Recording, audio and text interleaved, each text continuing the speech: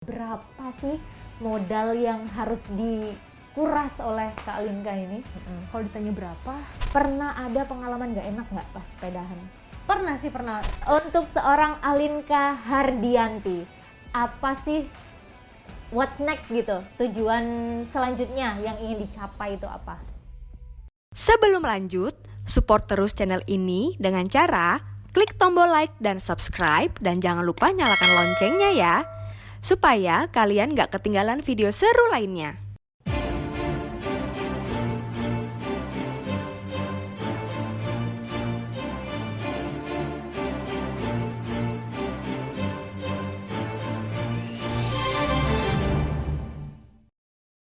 Sempet ada cerita nih, dulu katanya Kak Alinka waktu apply SIM Waduh, gagal. ketahuan.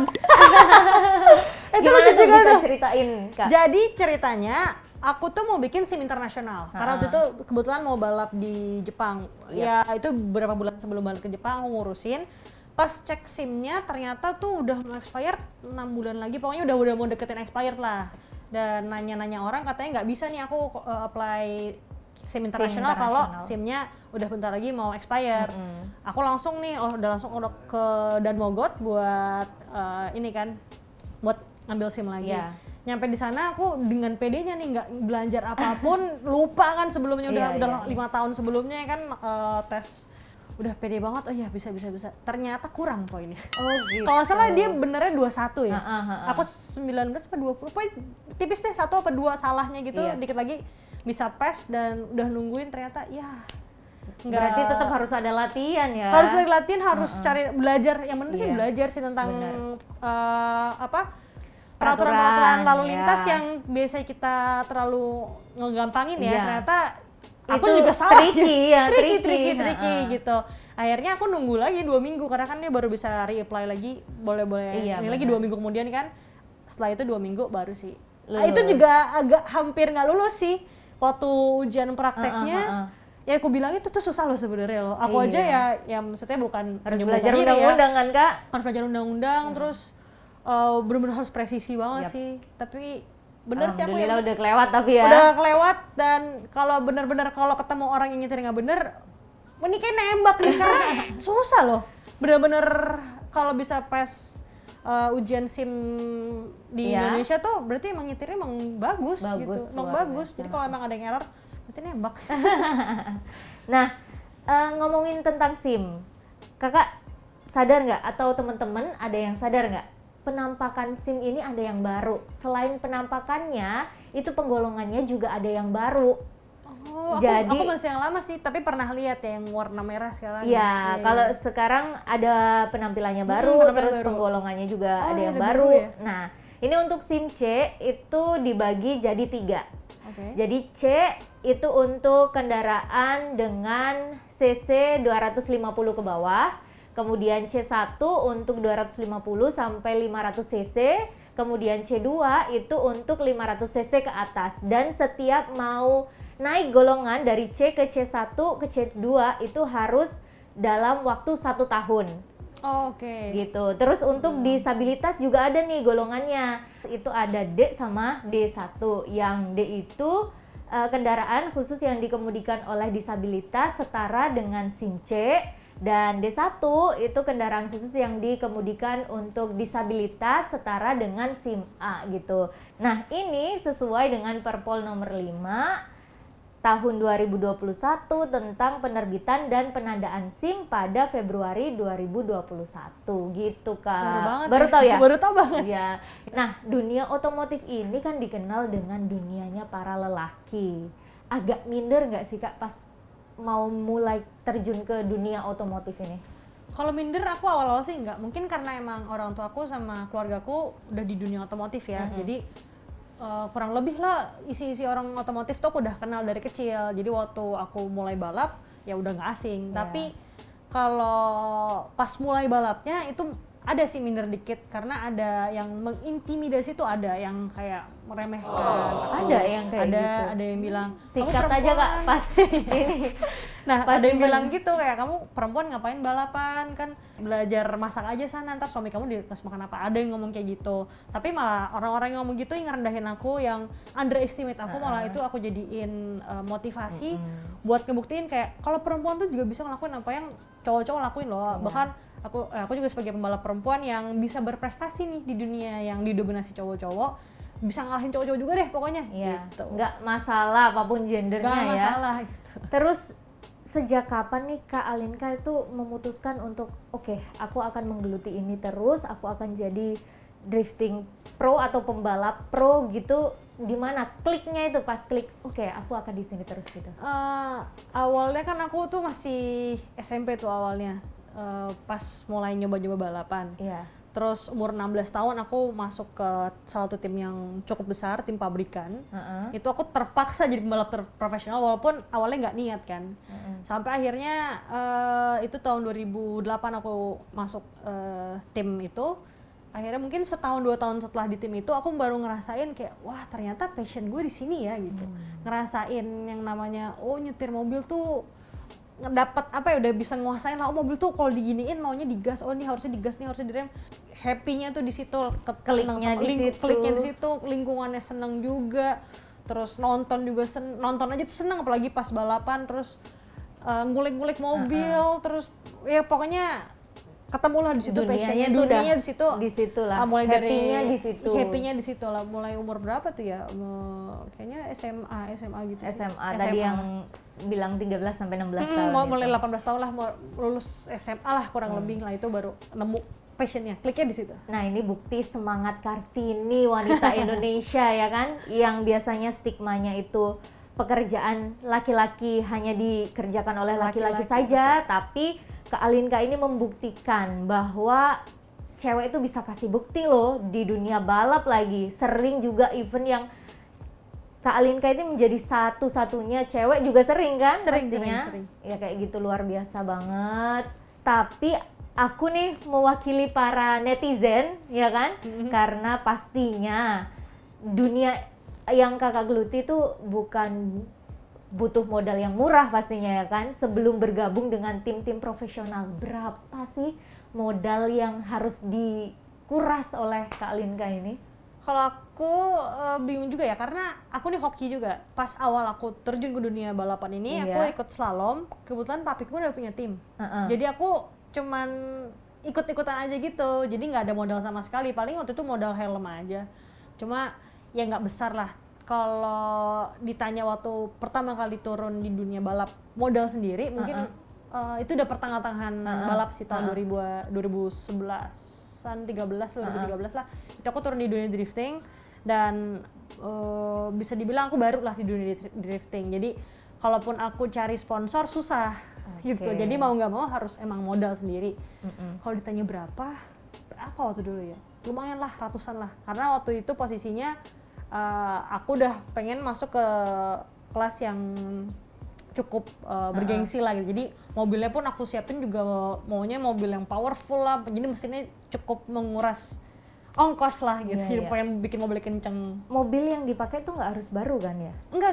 Malah kalau untuk drifting sendiri, dia tuh butuh mobilnya yang rear wheel drive, penggerak roda belakang. Which is tuh mobil rear wheel drive tuh kebanyakan mobil-mobil lama. Kalau mobil-mobil baru, ya mahal banget gitu. Kayak mobil sebut merek aja ya, BMW atau Mercy itu biasanya itu mobil penggerak roda belakang, tapi kan dia mahal banget. Kalau buat kita jadiin balap kan dalamnya kita keluarin semua, electrical kita lepas semua, bodinya bisa ditrondolin semua, diganti pakai jok balap, setir balap segala macam, kan sayang gitu. Makanya kita biasanya cari mobil-mobil yang lama, emang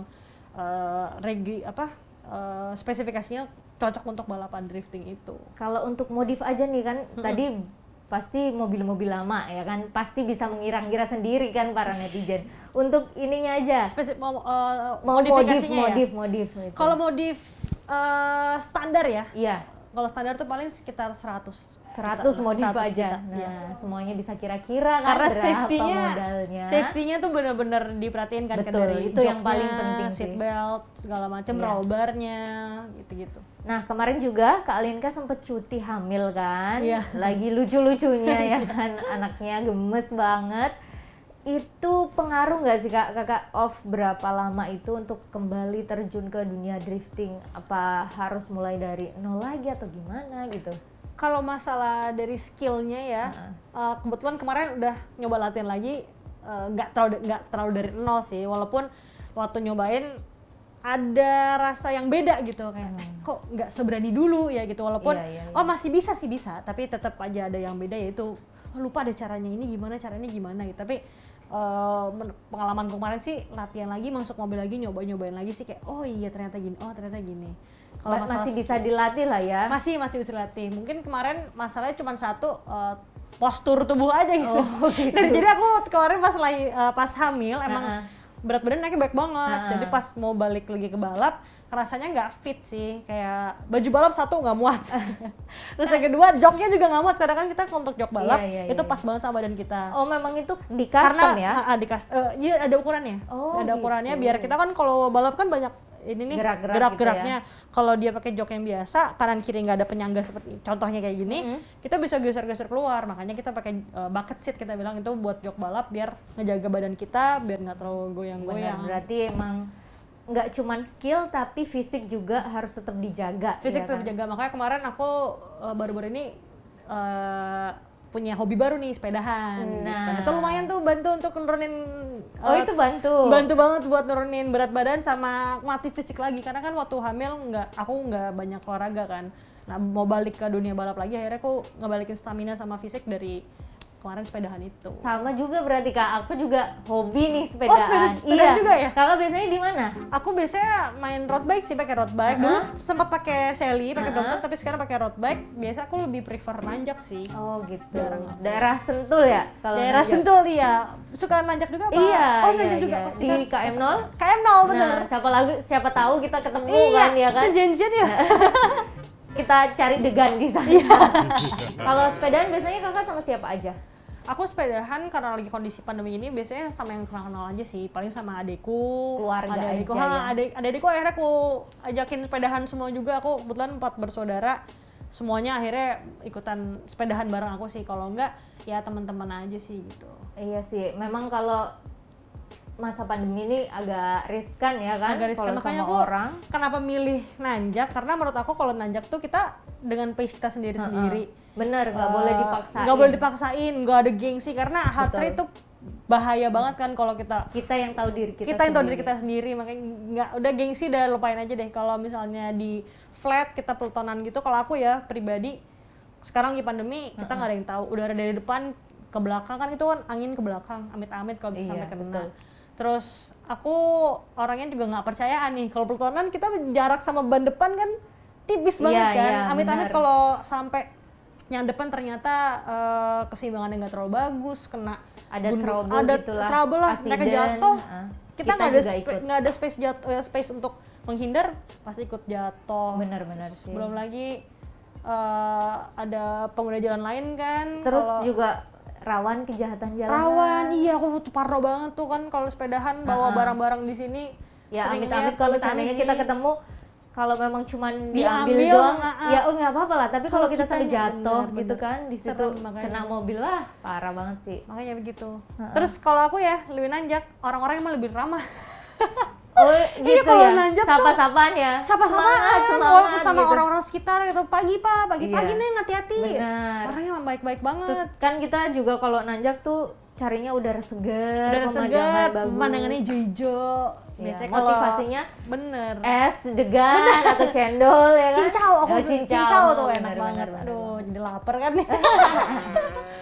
Tapi emang bener sih Kak, kalau sepedaan tuh enak yang lebih sepi ya, karena kita nggak takut bahaya sama pengguna jalan lain, kita juga nggak mengganggu pengguna jalan lain gitu kan. Karena memang masih banyak yang belum mengetahui nih peraturan-peraturan yang ada demi keselamatan dan kenyamanan berkendara. Jangan-jangan aku juga belum tahu deh, coba-coba. Ya udah, kita kasih tips dan trik sedikit ya. Jadi kalau sepeda itu kita nggak boleh, kalau kata orang tuh gandol gitu, nggak boleh ditarik sama kendaraan, baik itu motor atau mobil nggak boleh. Terus mengangkut penumpang tapi nggak ada tempat duduk penumpang, ngerti nggak? Kayak anak kecil-kecil itu loh, itu nggak boleh karena bahaya. karena bisa membahayakan kaki masuk. Terus mengoperasikan ponsel saat sama berkendara, nggak boleh ya. Nah, pasti akan distract konsentrasi kita kan. Benar-benar. Harusnya kita fokus sama sepedahannya, fokus sama kondisi sekitar, tapi kalau kita pakai handphone, jadi fokusnya ke sini. Yang keempat, ini pakai payung saat sepedaan. Pastinya nggak boleh dong. Berat, ya Allah, emang nggak pernah ngerasain Anda semua ini sepedaan naik. Bawa diri aja udah berat, pakai payung segala, iya. Emang nambah-nambah kerjaan. Terus juga nggak boleh berdampingan sama kendaraan lain nih. Kayak contohnya biasanya kan kita sebelahnya bis gitu kan. Jangan. Tapi kecuali ada rambu-rambu yang mengatur kayak ini jalur sepeda, di sini jalur bis, nggak apa-apa. Tapi kalau emang spot ya. kan biasanya bis tuh kayak kalau haluan kan nggak kelihatan, kita sepeda kecil tuh bisa bahaya. Berjajar lebih dari 2 itu juga boleh karena kita kan jalan itu punya bersama. Jadi disarankan cuman maksimal 2 aja gitu. Nah itu tadi kan ketentuan-ketentuannya. Kita ada tips dan trik juga nih kalau berkendara yang aman. Itu kalau malam hari ya tentunya kita harus dilengkapi dengan lampu ya sepedanya, terus pakai reflektor, pakaian yang ada reflektornya, jadi pengguna lain itu bisa lihat kita. Terus sepeda juga harus menggunakan alas kaki pastinya kan, soalnya motor mobil kan pasti kita diwajibkan alas kaki.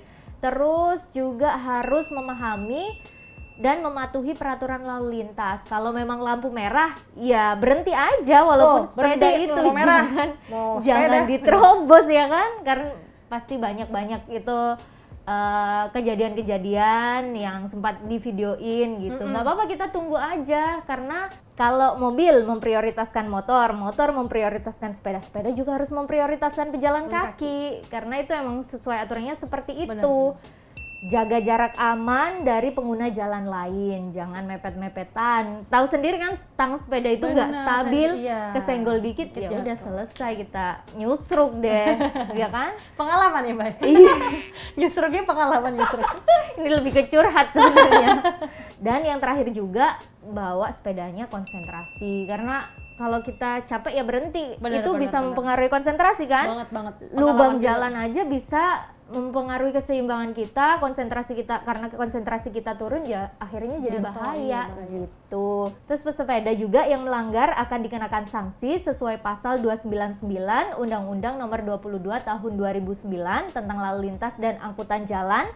Disebutkan bahwa pesepeda yang melanggar aturan tersebut didenda Rp100.000 dan dipidana kurang lebih 15 hari. Begitu. Nah, kita kembali ke Kak Alinka. Pernah ada pengalaman gak enak nggak pas sepedahan? Pernah. Jadi aku biasanya kan emang nanjak, tapi kan sesekali pengen nyobain flat itu. Kebetulan di Dalkot. Terus emang lagi pelotonan gitu, terus tiba-tiba ya jadi kalau nggak salah ada berlima gini. Nah yang ini nggak paling depan sih, bukan yang nariknya, bukan si RC-nya, cuma dia kalau nggak salah kedua atau ketiga, dia jatuh karena ada gundukan aspal gitulah, kurang seimbang lah, dia jatuh. Yang depanku persis, ini aku ketiga, yang depanku persis ini dia nabrak yang jatuh. Alhamdulillah aku bisa menghindar ke kanan, nggak nabrak, tapi yang belakangku dan belakangnya lagi nabrak semua.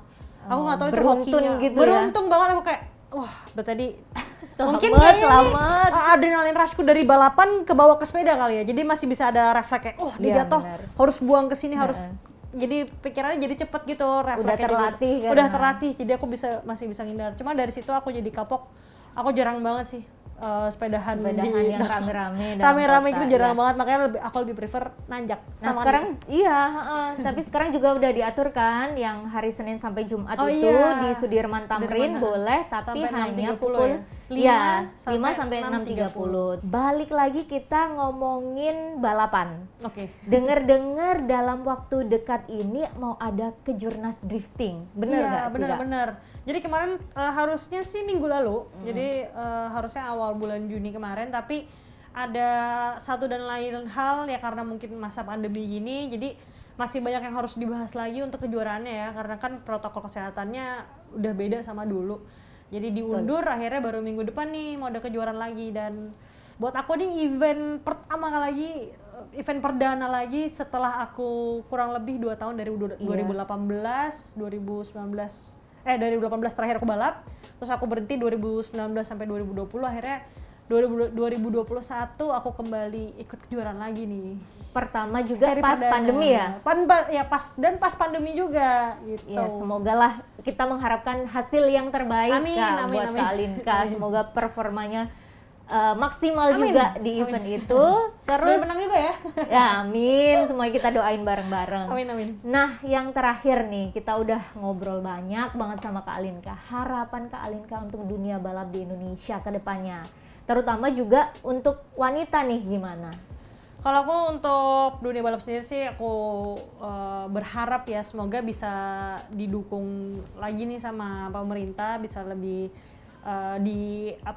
diberikan lagi nih tempat wadah-wadahnya, karena kalau sekarang aku perhatiin kan terfokus di kota-kota besar aja. Semoga di daerah-daerah tuh mereka punya lahan atau fasilitas untuk mereka bisa menyalurkan hobi otomotif mereka nih gitu.